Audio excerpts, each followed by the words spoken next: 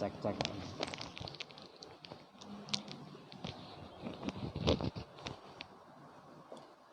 Bismillahirrahmanirrahim.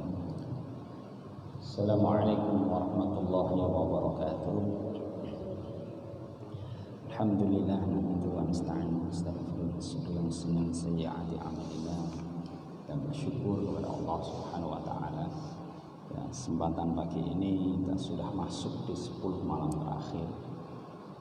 Ini pas ya 20 kalau tidak salah di kalendernya.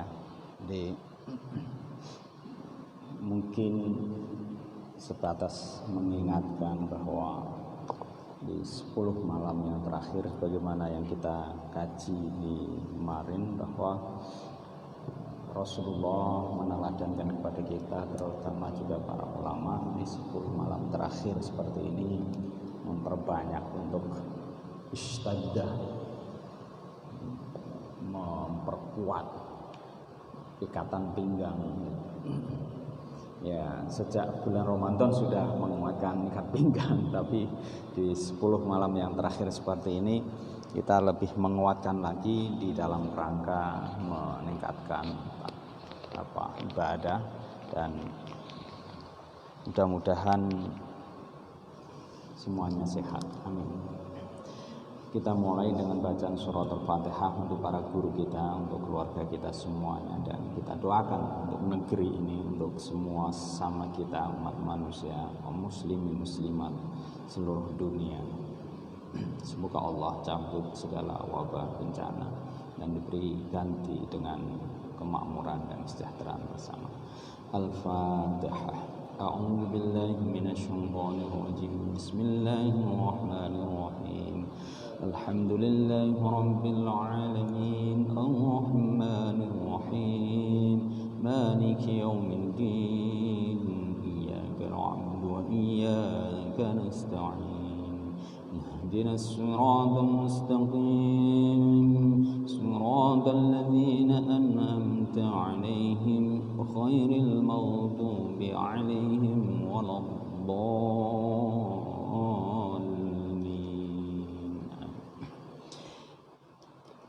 Baik, Bapak Ibu yang dirahmati Allah, kita lanjutkan karena memang dari kalender yang ada. Nah, kita sudah 10 malam terakhir juga, kita masih atau tinggal memiliki 3 kali pertemuan lagi. Rabu ini, Sabtu sama Ahad. Jadi insya Allah nanti Senin agenda-agenda live Zoom-nya berakhir sore, terus mungkin Selasa waktunya untuk mudik kalau masih dibolehkan karena dekat ya, dan pakai kendaraan sendiri. Nah, alhamdulillah, mudah-mudahan masih bisa.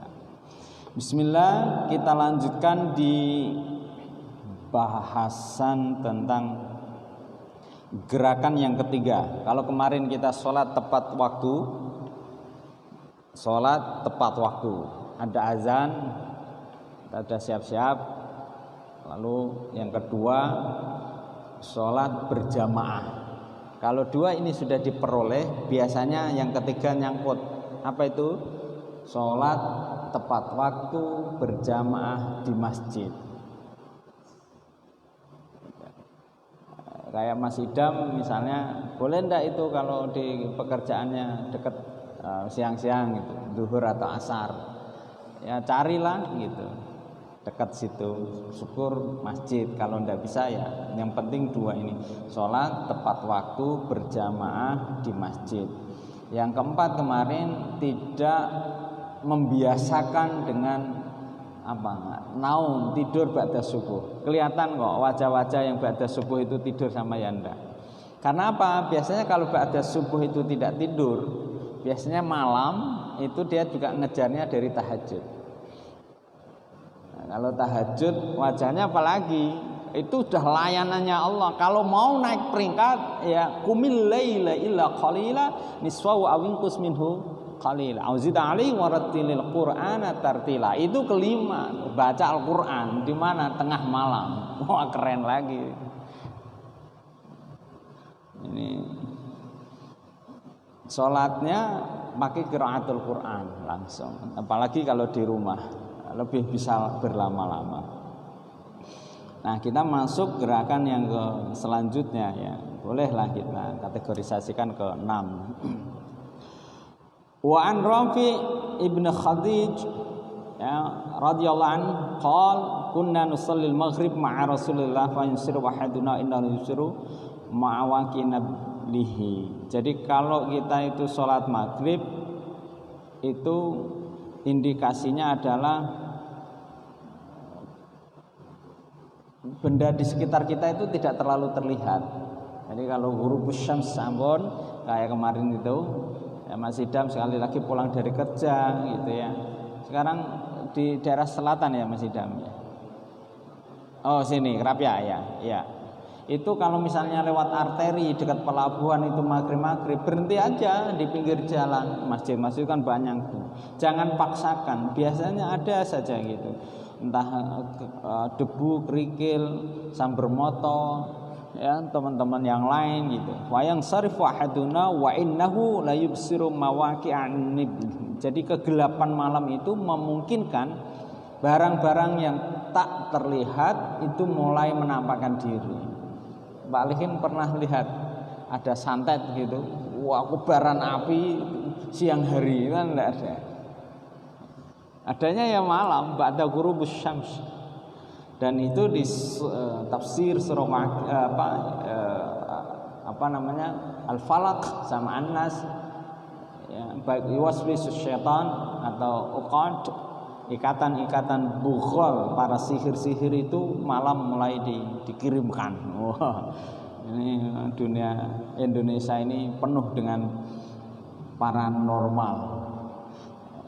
Dulu bosnya dari Pati, paranormal. Ini Pati itu ya gudangnya Kiai bagian utara di sana, tapi ya gudangnya paranormal. Nah, saya kecampuran. Saridin karena saya lahir di Pati Selatan tapi dibesarkan di pesantren bagian utara. Iya, ada Saridin, ada Mbah Mutamakin. Itu Mbah Mutamakin yang walinya, Saridinnya itu ya. Tapi Saridin itu memang alim, ya. Jaduk memang. Turunnya Saridin itu bagian Kayen. Ya, nanti ada kisahnya di YouTube, saya lihat kok ada kisahnya Saridin sudah dibuat itu bagaimana lalu kisah-kisah dengan Sunan Kudus itu terjadi. Nah, itu memang ya paranormal. Dan Dokter Sagiran, saya agak kenal beliau di Jogja itu pernah membedah pasien karena beliau ahli bedah. Itu ada ribuan paku yang ada di dalam tubuh pasien. Tapi begitu dikeluarkan, itu nanti ada lagi. Jadi ini perpaduan medis dengan yang supranatural. Supranaturalnya karena disantet dengan banyak paku begitu. Tapi secara medis memang paku itu dikeluarkan. Dan setelah dikeluarkan ada lagi. Masuk ya. Ini menjadi apa? Penyelesaiannya tidak lalu hanya sebatas medis, memang harus perpaduan secara spiritual sehingga lebih lengkap. Dan kalau ada orang kesurupan, misalnya itu tetangganya Pak Solihin, bukan saya, tiba-tiba kerasukan gitu, oh kayak ngedan dan macam-macam, ya tidak bisa kemudian dilarikan ke rumah sakit jiwa, kemudian pakai pendekatan medis diobatin tenang saja, tetapi harus melalui pendekatan ruqyah dan lain sebagainya. Dan itu Rasulullah ajarkan. Bahkan Rasulullah oleh kalangan Yahudi Nasrani itu pernah kena sihir, dan malaikat Jibril langsung mengajarkan dengan bacaan qul a'udzu birabbil falaq, qul a'udzu birabbin nas, sehingga kemudian sihirnya itu menjadi hilang. Wa an Aisyah radhiyallahu anha qalat a'tama Nabi sallallahu alaihi wasallam dzata lailatin bil isya hatta dhahaba 'amma al-lail. Jadi Rasulullah itu kemarin sudah kita singgung, memang masjid dan di mana-mana memang ya baiknya kita seperti Isya itu Pak Gun ngadzannya Allahu Akbar itu jam 7. Tapi ungkapan Rasulullah innahu la waqtuha laula an asyqa 'ala ummati. Niscaya andaikan tidak berat, Isya itu diakhirkan oleh Rasulullah jam 10, jam sekian.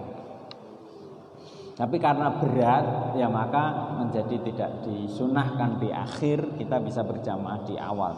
Seperti kita Ramadan ya langsung. Sama dengan ungkapan laula an asyqa 'ala ummati itu di bahasan siwak. Laula an asyqa 'ala ummati la'amurannahum bisiwak fi kulli sa'atin. Andai kan tidak berat bagi umatku, niscaya aku anjurkan untuk siwak setiap waktu. Tapi kan kita nggak lumrah Mbak Minto, misalnya bawa pakai siwak, ya, apalagi yang kayu Irak itu, lalu dimasukin lagi. Atau misalnya Mbak Minto praktis saja, baju, walau bihirqah itu ya bajunya Mas Idam ini itu hirqah dengan kain. Gitu. Ini betapa kemudian Islam sangat mengajarkan tentang kesehatan. Karena mulut itu awal pintu gerbang semua makanan yang masuk ke dalam perut. Nah, kita bagaimana ya berikan pasta gigi yang terbaik, sikat gigi yang lebih baik. Itu Mas Idam. Nah, saya dulu Pak Ali diuntungkan dengan BPJS awal. Dulu awal-awal BPJS saya ke klinik itu dulu istri milih yang ada giginya itu. Dulu kan masih free. Sekarang kan bagian sini berapa ratus, sini 100 itu. Jadi per 6 bulan dibersihkan karangnya. Nah, kita santri ditanya sama dokternya, "Pak, ini berapa lama nggak pernah dibersihin karangnya?" kan gitu. Ya sebesar ini kita nggak pernah ke dokter gigi. Karena karangnya dibersihin gitu. Kalau di luar negeri nggak masuk di dalam jaminan kesehatan. Gigi itu sakit ya bayar mahal memang. Kita di Indonesia ini dimanjakan karena gigi itu masuk kalau sakit itu masih, tapi kalau perawatan ya kadang agak lagi tambah bekel diluruskan macam-macam itu, bersihkan karangnya. Ya. Alhamdulillah. Jadi itu kemudahan kita di Indonesia. Wa Abi Hurairah qala Rasulullah sallallahu alaihi wasallam tashtadda al-khur fa'bridu bis-shalah. Ini adik nanti Pak ada habis.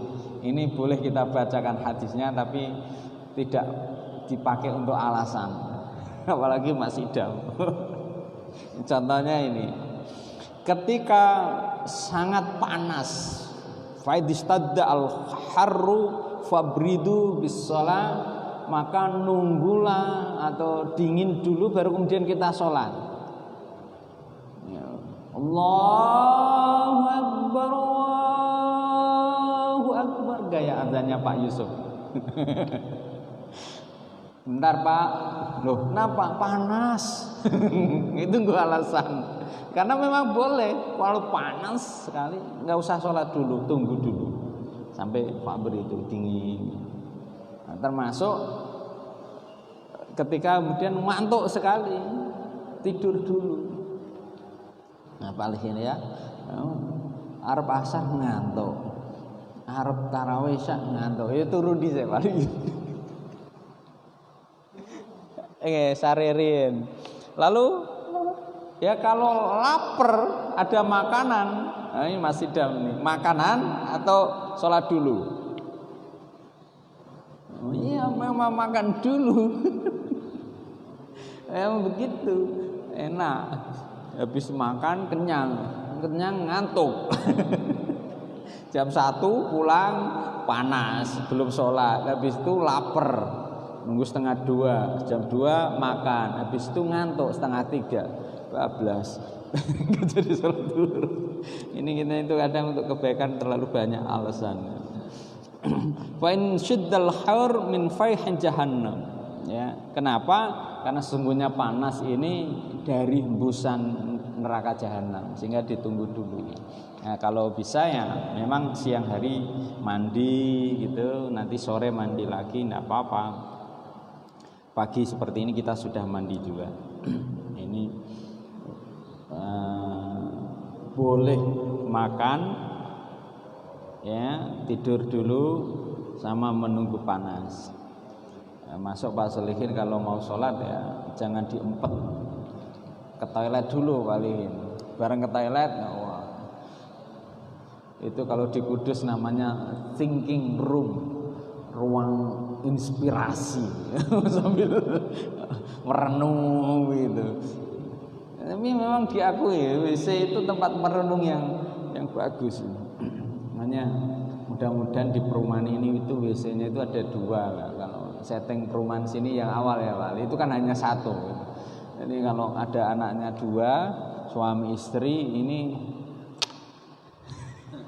rebutan WC. Makanya ya mudah-mudahan kapan nanti WC-nya masjid ini juga tidak hanya 1. Begitu habis subuh, ini ada 1 di dalam, lainnya wah nunggu lama.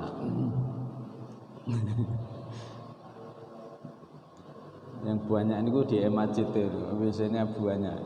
Saking banyaknya jarang dipakai karena masjidnya besar, ini jamaahnya masih belum optimal.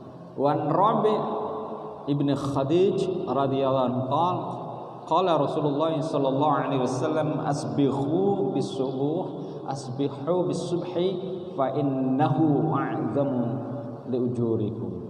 Nah, ini penting. Maka kita bisa melihat, saya semalam itu ikut tarawih Pak. Jenengan di sini, saya memang milih yang belakang. Pakai masker juga. Tapi saya amati begini, ini kenapa tarawih banyak? Tapi kalau jamaah biasa malah enggak banyak, itu kan aneh. Kenapa? Karena tarawih itu sunnah, dan Rasulullah melakukan 3 kali di dalam Ramadan itu. Ada kisahnya macam-macam ya.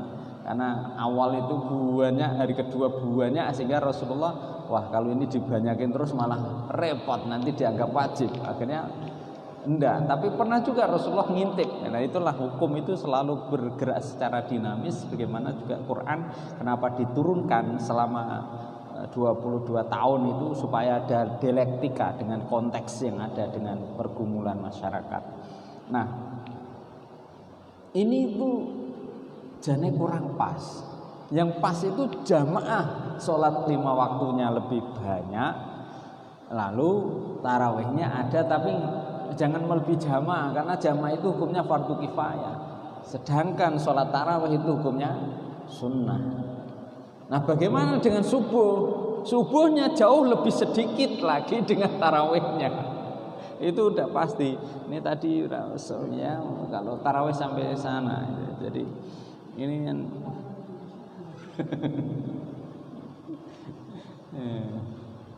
nama semalam saya lihat juga anak-anak kecil ada di depan, ya sudah apa-apa. Katanya tarawih ya ora ono jajane, tapi yang banyak itu malah buka di sini yang banyak. Jadi ini kurang pas ya. Karena apa? Rasulullah sampai meneguhkan betul dari hadis Rafi' ini, Imam Rafi' asbihu bis-subhi. Jadi tekankan betul subuh itu syukur berjamaah. Dan memang kelihatan yang jamaah subuh itu kelihatan para militan. Ya Mas Idam, ini Mas Idam Ramadan, Ramadan atau ndak jamaah, lanang. Kenapa saya katakan lanang? Karena lanang itu memiliki tanggung jawab lebih. Kadang saya gunyani gini Mas Idam, novel ya walaupun kecil tak jojoin. Wal, ayo jawab. Kowe lanang apa wedok? Wong lanang ora gelem jamaah nang masjid ya. Wedok ana ora apa-apa, ngene nganggo kerudung gitu. Laki ya di masjid, perempuan ya ndak masalah ke masjid karena dekat, apalagi Mbah Buminto gitu, perempuan yang sudah cukup usia ndak ada masalah. Tapi kalau enggak di rumah enggak apa-apa, memang perempuan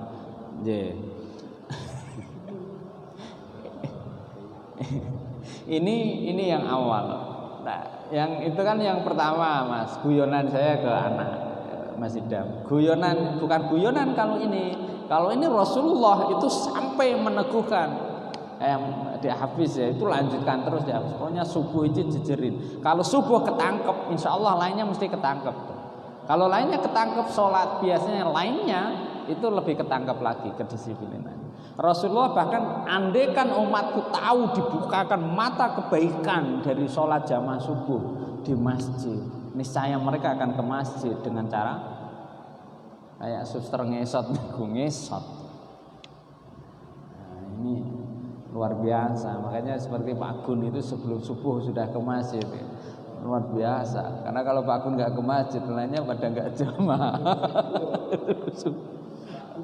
Sebelum subuh sudah beres semuanya, wangi semuanya, baru yang lainnya masuk begitu.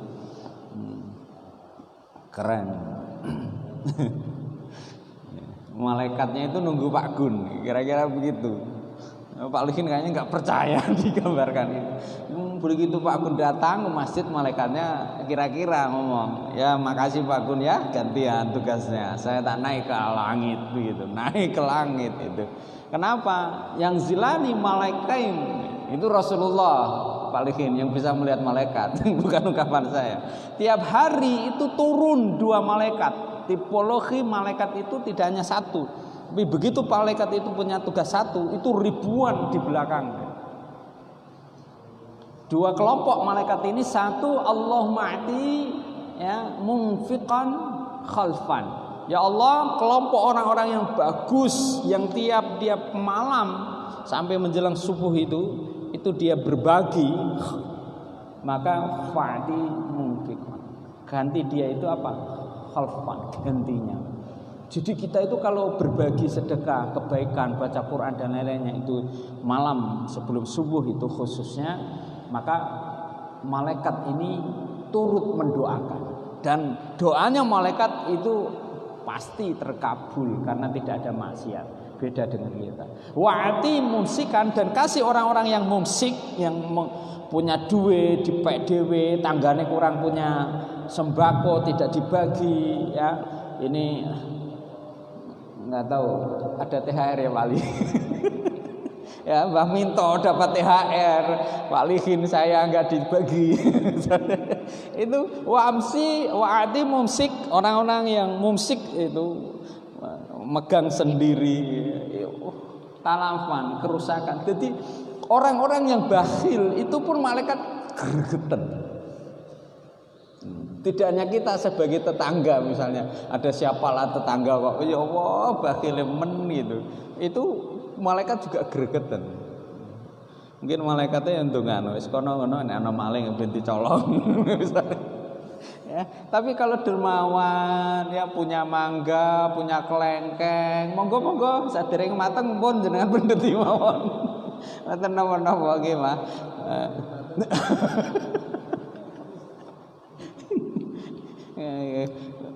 Ngoten kelengkeng kok ngarep masjid kok apik-apik ngoten niku lho. Barokah masjid niku nggih. Ini wonten sing sebelah selatan wonten kelengkeng, sebelah utara mereka wonten Pak Asdaku nggih, wonten matoa. Ngajeng kula wonten nangka kalih kalih blimbing niku, tapi pun kegaris pager. Kalau di luar boleh anytime niku, lombok-lombok blimbing niku monggo silakan tanpa harus bilang ana mboten usah, langsung pendeti mawon paling blimbing lombok niku nggih sak pot-pote. Tapi nek nongko nang jero pager nggih. Monggo nggih nunggu, termasuk iwake niku teng jero pager soalé niku wis gedhe niku Pak. Wonten barang niku nila macam-macam insyaallah. Mungkin Agustusan saged nggih. Ini keren niku salah subuh. Terus kalau negeri ini, anak-anak negeri ini mau lebih berkembang, ya ayo kita gerakan sholat subuh berjamaah.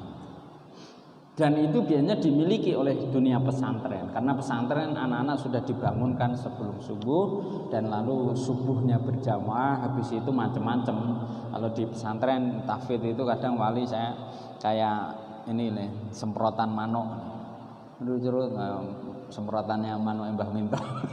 Jadi nek pas bar subuh ngoten niku kuwathah sing ngeten. Nggih wonten sing setoran, ngoten. Setorane kadang kan badhe asar apa badhe subuh ngoten berjamaah ngoten. Ngoten iki ustaze keliling sof-sof.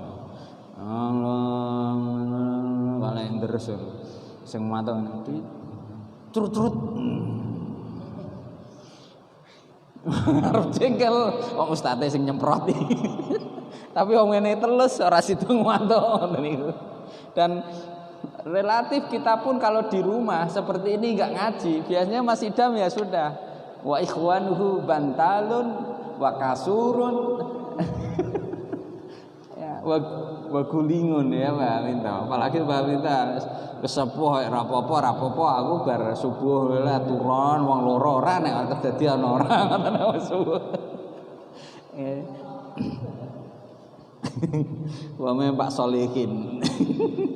Aman wali dia di rumah aman.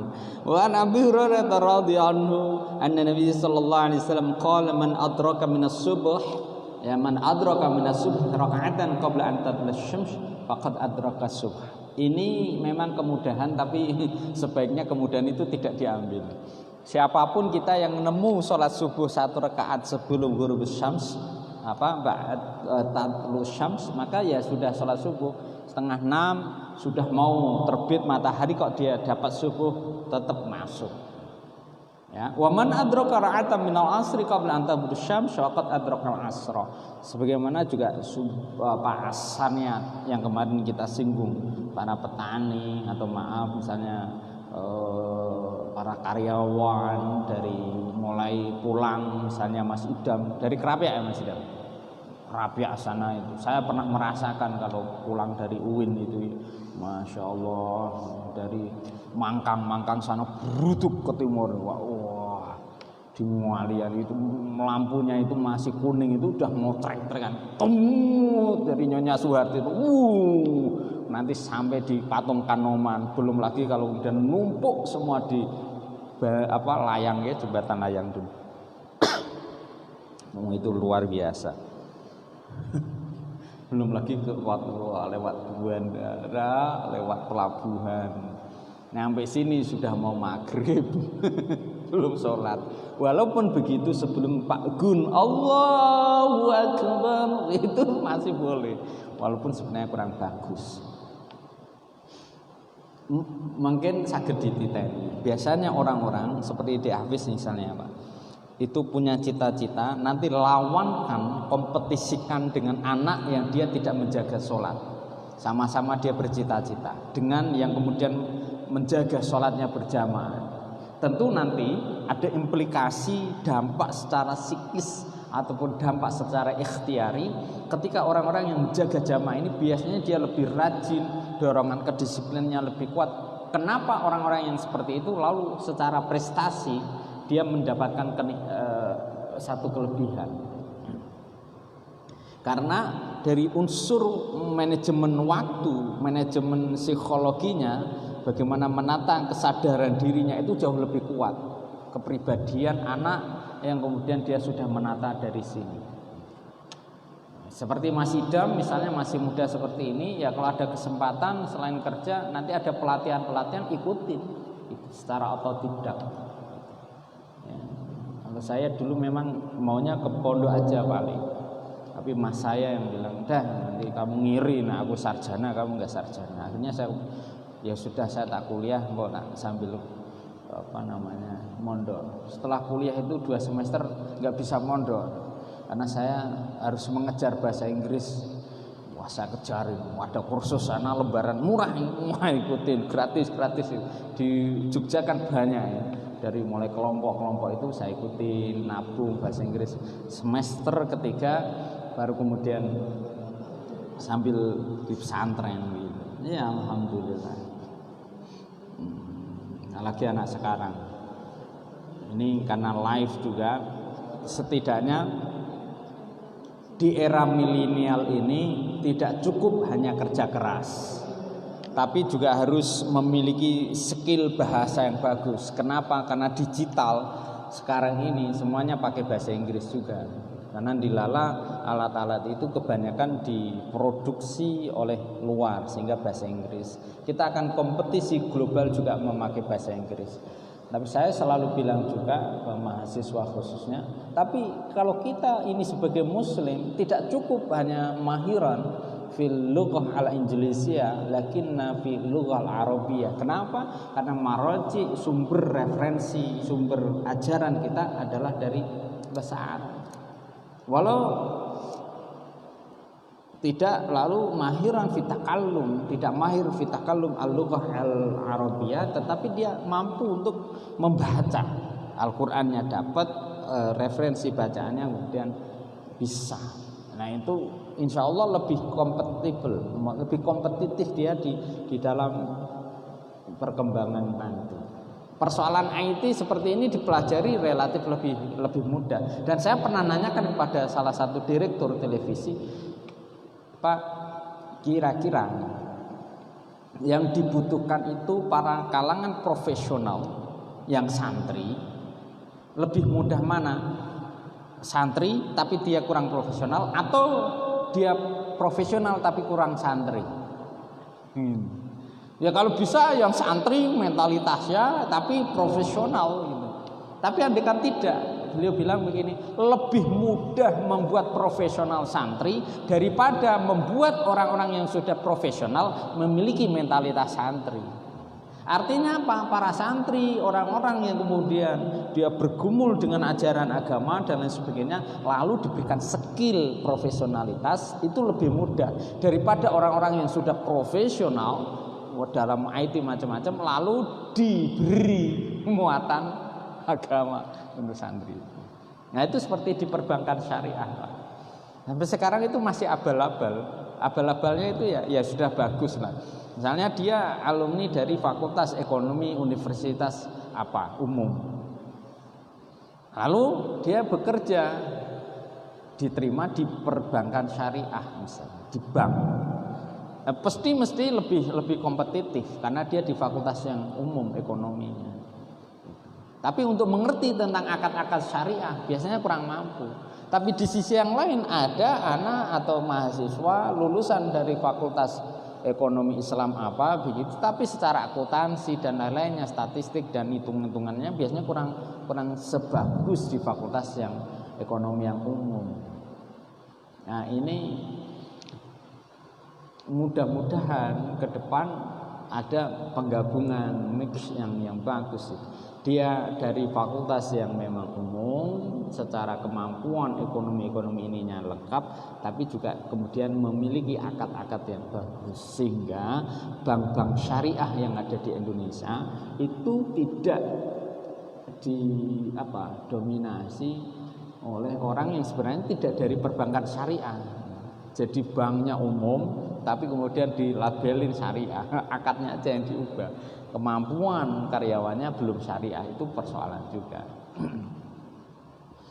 Nah, itu yang kemudian memunculkan bank syariah, ngene padha ae asline itu bunga yo besar. Nah, itu menyesatkan juga karena akad itu menjadi beda antara misalnya Pak Lehin ada apalah gitu ya, orang yang kemudian membayar perempuan dengan mahal, lalu ada orang yang kemudian memberi mahar, artinya menikah dengan mahar yang lebih rendah, tetap beda. Karena ini prostitusi, yang ini menikah.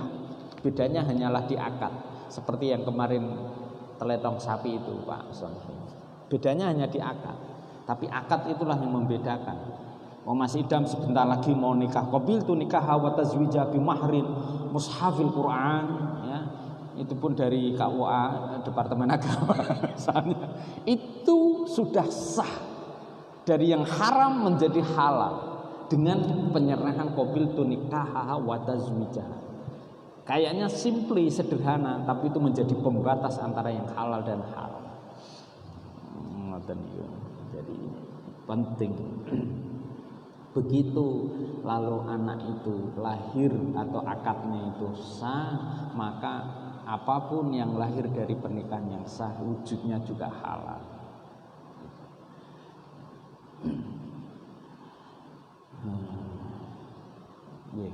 Wasjudu innaha ya rafa'atan. Kita tambah satu hadis lagi yang kita diskusikan. Wa Abi Sa'id Al-Khudri radhiyallahu anhu qala sami'tu Rasulullah sallallahu alaihi wasallam yaqul la salata ba'da subhi tatara syubs. Ada 3 salat yang haram. Jadi misalnya di Hafiz nanti kok pengen punya hajat besar tiba-tiba apa? Ba'da salat subuh ini. Lho le, ya salat neh le. Wah, aku punya hajat ya. Ini enggak boleh.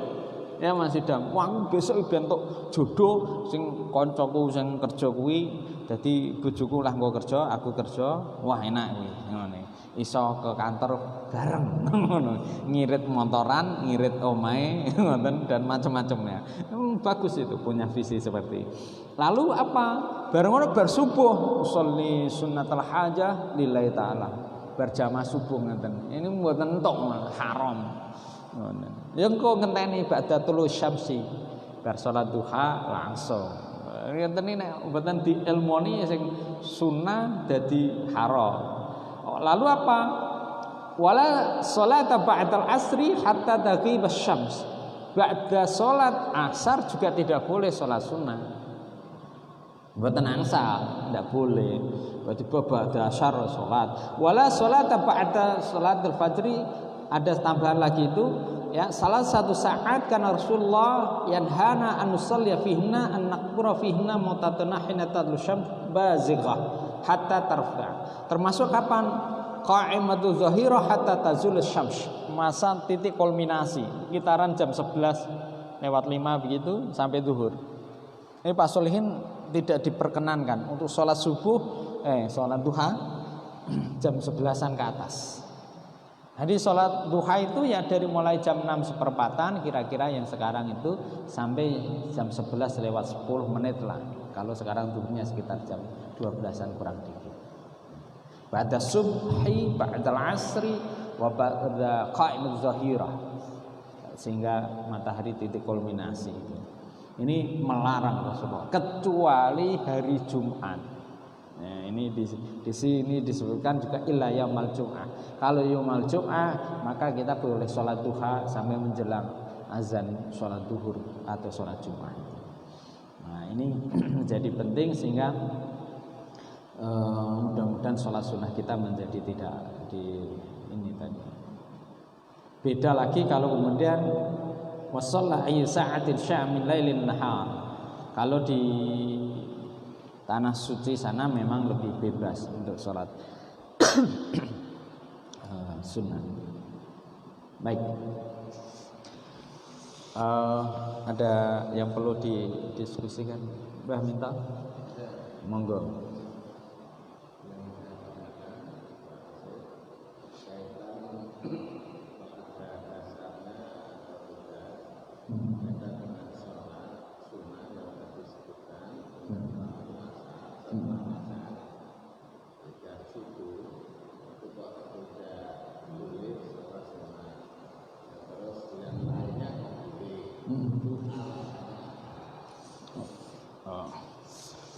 Alasannya seperti ini, kenapa sholat subuh 2 rakaat?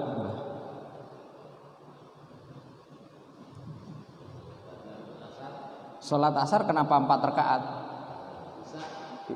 4 rakaat. Nah. Iya, kenapa rakaatnya kalau subuh 2 rakaat? Iya, itu kenapa?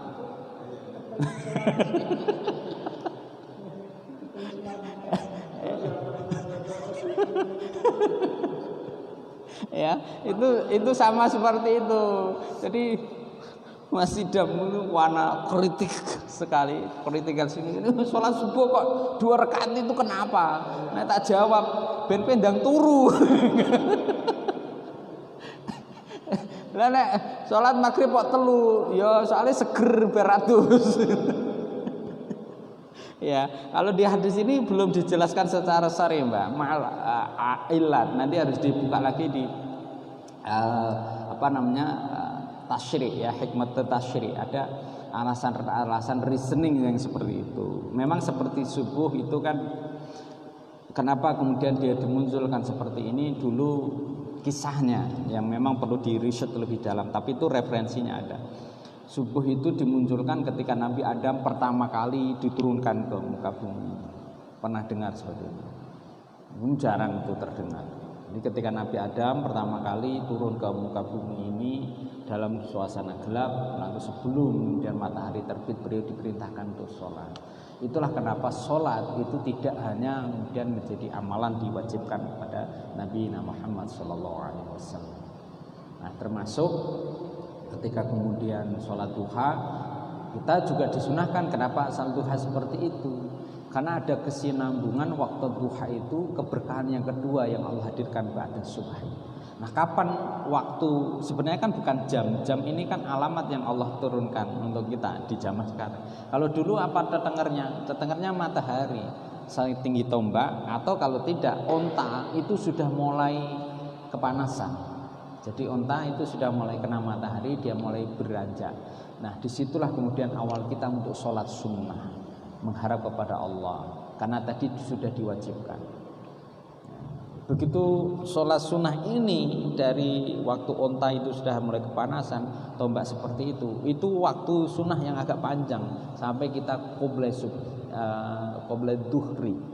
Nah, sebelum itu panas. Makanya jangan sampai kita sholat di waktu yang panas, apalagi untuk yang sunnah. Kalau itu kepepet, karena dia sudah ini. Yang pertama itu kepepet, yang kedua pengamatan saya, dan saya pernah menikmati itu juga pasca wabah corona, untuk memberikan amal tambahan sama Bu Minto. Kenapa? Karena permadani beliau itu ada manfaat lebih dipakai untuk para musallin yang sholat. Jadi kayak Mas Idam yang ini telat gitu, wah ini nggak bawa sajadah, adanya juga paving ya, lemparin lah Bu Minto. Makasih, mau dilempar malah makasih, mau dilempar permadani itu. Saya karena corona itu kalau Jumatan ya titik tengahnya kadang terakhir. Aman ini, aman ini terakhir. Tapi ya ben afdol untuk absen ke rumah itu nanti ya tetap ada itu makanannya. Bukti untuk Jumatan. Mana tadi Jumatan enggak? Jumatan. Mana buktinya? Ini nasi bungkus dari itu penting. Jadi Pak Ali kita dulu itu pernah itu Prof di Jogja. International conference di hotel itu, lalu saya pikir ngapain beli itu, jumput permen ada labelnya hotel, saya nggak sebutkan hotelnya. Tanya lo Prof ngapain betul permen karena ini apa bukti untuk istri di rumah. Kalau saya memang ikut international conference, jadi bukan nilai permennya tapi bukti bahwa dia ikut keren. Makanya saya kadang desel-desel sama anak-anak, wah nasi bungkus sama es jus tapi gitu nyeneng kayak gitu. Apalagi corona ini kan dilematis untuk saya. Di sisi yang lain kita memang nggak boleh Jumatan, tapi nyatanya kita ada Jumatan gitu. Ya sudahlah kita Jumatan, tapi di depan halamannya Pak Minto. Kalau rumah saya yang di Pati langsung gabung dengan masjid rumahnya. Jadi kadang sholat Jumat atau apa itu ya seperti yang Mbak minta itu. Sholatnya dari emperan rumah sekalian nyambung. Itu nyenengke nunggone omah. Dan itu penting karena beberapa kali kan menyelamatkan juga gimana dari pencuri motor ya, karena dekat dengan rumah. Itu biasanya Mbak. Termasuk juga batal asri. Boleh enggak kita sholat? Pernah? Arba'in pripun? Enggak, pokoknya yang sholat sunnah enggak boleh, kecuali yang wajib. Wajib itu termasuk qadha. Qadhanya seperti ini pernah disinggung. Mungkin besok kita lanjutkan juga. Jadi Rasulullah ditanya, loh kalau kemudian ketinggalan sholat, pernah Rasulullah itu sholat asar sunnah, batal asar maksudnya, sholat Ternyata apa? Beliau ditanya, lah kok jenengan sholat gitu. Saya tadi itu ya sholat karena qodok sholat sunnah ba'da zuhri. Nah itu boleh. Saking pentingnya sholat sunnah yang muakkad ba'da sholat duhur ini. Hadisnya yang ini. Ini pertanyaannya memang luar biasa. Jadi karena pinternya belum terajarkan udah tertanyakan. Syughiltu an rak'atain dari Ummu Salamah. Ba'da zuhri fa shallaituhuma al-an faqultu fanaqtihima idza fata. Ya. Jadi ketika kemudian Rasulullah itu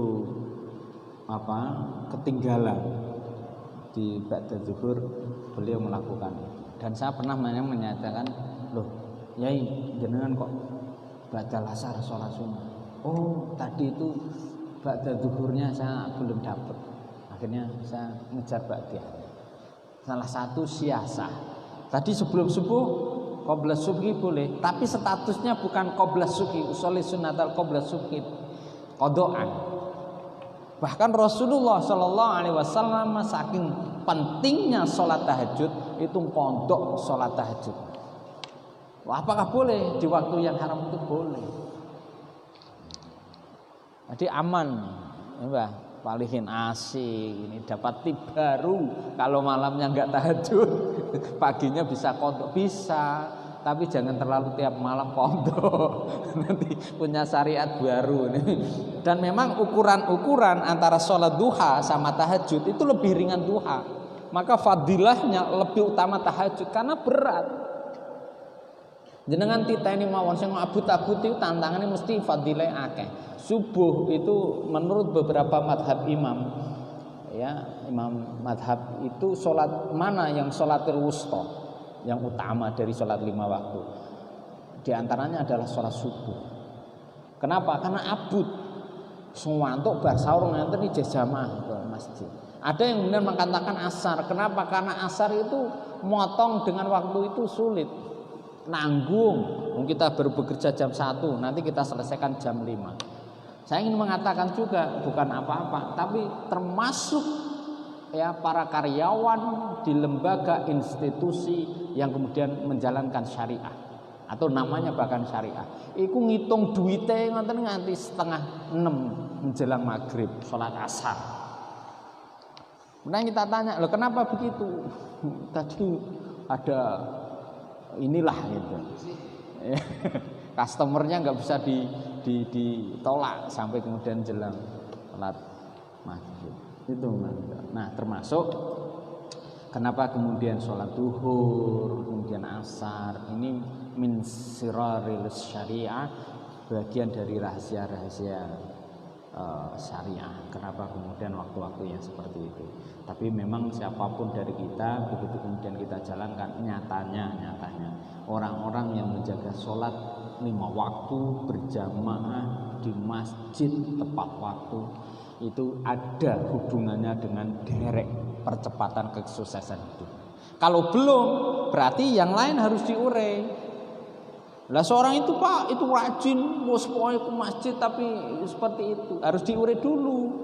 Sebelumnya apa? Adakah kemaksiatan sebelumnya dilakukan? Dia sholat, tetapi yang seperti yang dilakukan misalnya ada salah satu mahasiswa di daerah Semarang atas, karena sekarang kampus pada ke atas itu.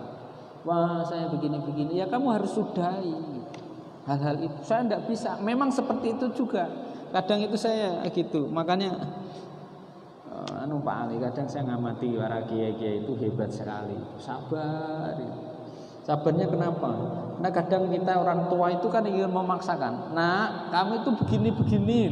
Ketika anak kita itu belum mampu mencapai itu, kan butuh kesabaran supaya anak itu juga paham. Tapi memang ada kesenjangan pemahaman kita dengan anak. Sebagaimana kemudian kiai yang kemudian para santri baru masuk nggak tahu tentang ilmunya ini dan itu, tapi kiainya itu sabar sekali ngajarin sehingga santrinya itu paham. Kalau kamu di pesantren, Nang, itu ya kamu sholat begini. Ya tapi kami dulu di rumah ndak ada begini-begini. Itu kan kesabaran luar biasa. Itu kesabaran luar biasa ngenteni gitu. Kayak sabari Gusti Allah mungkin Pak Soleh ngenteni ndilah Pak Soleh ini jarine tobat.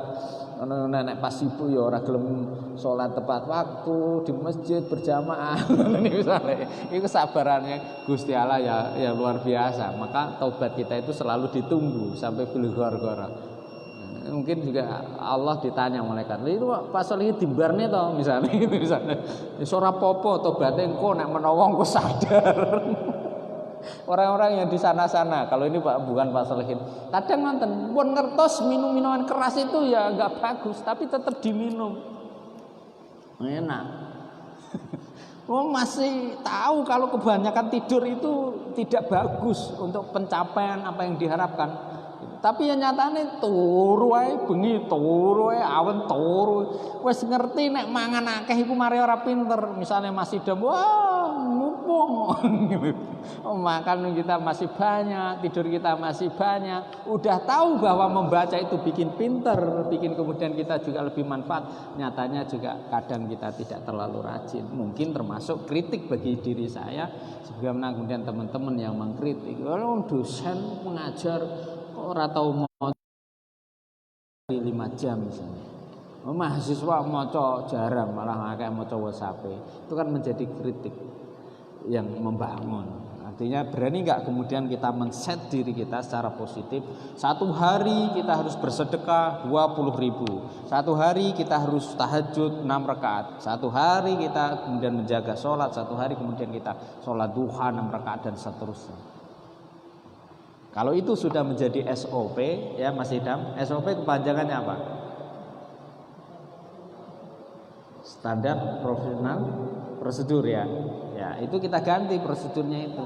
Standard of private, standard operating private. Jadi standar kepribadian kita sebagai muslim. Muslim itu SOP-nya sholat jamaah 5 waktu di masjid lanang dalam kurung. Nek wedok boleh di rumah, boleh di masjid. Sholat tambahan, sholat sunnah, tahajud, duha, termasuk sholat rawatib. Zakat wajib, tambahannya sedekah, hibah, wakaf, hadiah.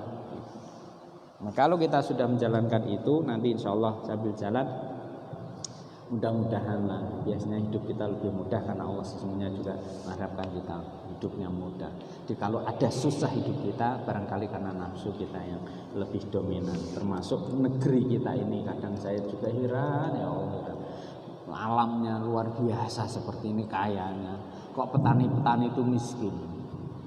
Ya, kita punya minyak yang luar biasa, kita punya aspal luar biasa, buah-buahan ya Allah. Masih dem kapan-kapan engko tak jakno Eropa.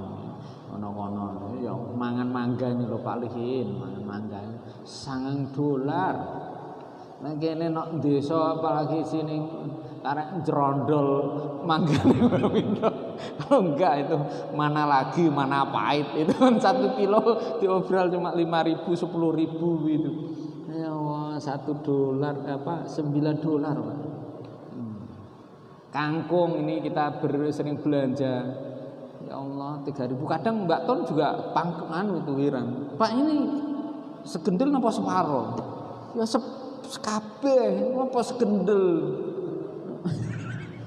Kenapa? Mungkin karena ya saya bilang begini, ini segendel segini 1.500. Di sana itu udah $2-3 segendel ini. Artinya berapa? Ya $40 segendel di sini. Hanya orang Indonesia kita kok nggak makan sayur, itu aneh.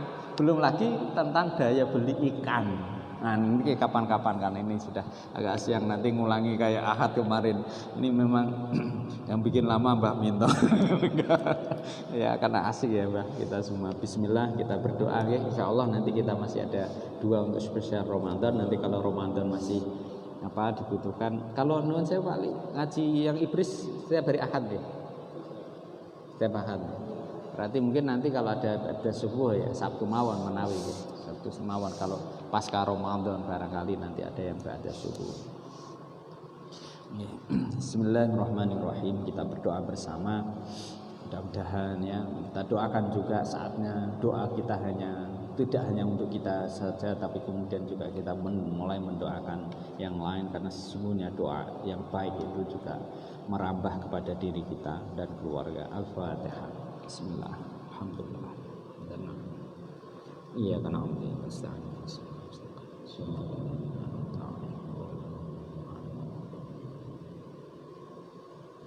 Bismillahirrahmanirrahim. Alhamdulillahirabbil alamin. Hamdan na'imin hamdasyai. Hamdan yu'afi na'amahu wa yukafi mazida. Ya Rabbana lakal hamdu kama yanbaghi li jalali kalimati sultan. Allahumma shalli wa sallim wa barik ala Muhammad. Ya Allah ya Fattah ya Razzaq ya Ali. Engkau yang sesungguhnya Maha memberi. Ya Wahhab ya Ghani ya Ali.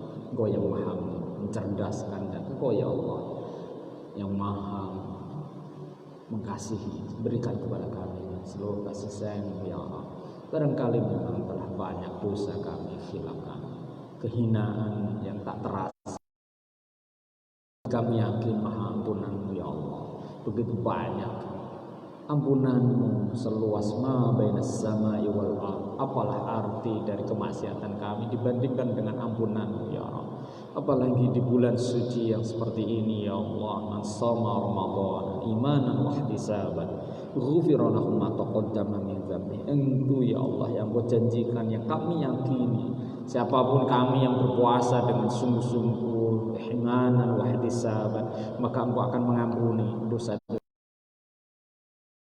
Jika mulai dari balik kami dulu hingga saat ini masih banyak ungkapan yang penuh dengan ketidakbaikan, ekspresi wajah kami yang tidak baik pada terutama orang-orang tua kami, terhadap para guru kami ya Allah. Barangkali kami belum santun, belum berakhlak sebagaimana keteladanan kekasih-Mu Nabi Muhammad SAW ya Rabb. Ampuni kami ya Allah jika dengan keterbatasan kami sebagai umat-Mu, sebagai makhluk yang sangat terbatas, kami lupa kadang khilaf dengan banyaknya kesalahan kami. Ampuni ya Allah. Barangkali sholat kami ada yang tertinggal karena kemalasan kami, tertidur, bahkan kadang ya Allah mungkin tanpa sengaja kami tinggalkan sholat karena kealfan kami. Ampuni kami ya Allah. Mungkin sholat kami tidak hanya itu ya Allah, puasa kami yang hanya menahan lapar dan dahaga. Kami tidak menahan pandangan mata kami dari yang maksiat. Kami tidak menjaga hati kami atas iri barangkali, bahkan serakah, ujub yang kami sedang berpuasa ya Allah. Ampuni. Kami belum sepenuhnya membaca kitab suci Al-Quran-Mu dengan baik. Kami masih banyak melamun, masih banyak membaca. Dunia sosial yang sekarang ini begitu menyehari kami ya Allah. Lebih banyak kami membaca WhatsApp, lebih banyak kami membaca Instagram, bahkan televisi bersandaguru, daripada kami membaca Quran, daripada kami bertafakur, berzikir kepadamu ya Allah. Maka izinkan ya Rabb, sisa usia kami di dunia ini Engkau satukan dengan ruh, dengan jasad ini ya Allah. Berikan kesadaran ini, kekuatan lahir batin kami untuk bertaubat lebih baik lagi. Di 10 Ramadan ini kami jauh lebih giat lagi ya Allah. Kami kuatkan diri kami bangun keluarga kami doakan negeri dan dunia ini ya Allah. Semoga Engkau lebih rahmati, Engkau tambahkan kepada kami segala kebaikan, dan Engkau cabut kembali ya Allah segala wabah yang sedang menimpa dunia ini ya Allah. Berikanlah kepada kami kepercayaan ini. Engkau kumpulkan kami di tanah suci, Engkau kumpulkan di tanah negeri ini dengan penuh kebahagiaan. Kami menjadi orang-orang yang Engkau percaya menolong sesama kami, mendidik generasi-generasi jauh lebih baik lagi ya Allah dari kami yang sekarang ini. Kami bersyukur dengan segala nikmat yang telah Engkau berikan kepada kami. Rabbana la tuzigh qulubana ba'da idh hadaitana wa hab lana min ladunka rahmah innaka antal wahhab. Rabbana atina fid dunya hasanah wa fil akhirati hasanah wa qina adzabannar. Walhamdulillahi rabbil alamin. Maka kan Bapak Ibu sekalian, insyaallah kita berharap Allah selalu memberikan kesempurnaan atas segala keterbatasan yang kita miliki. Assalamualaikum warahmatullahi wabarakatuh.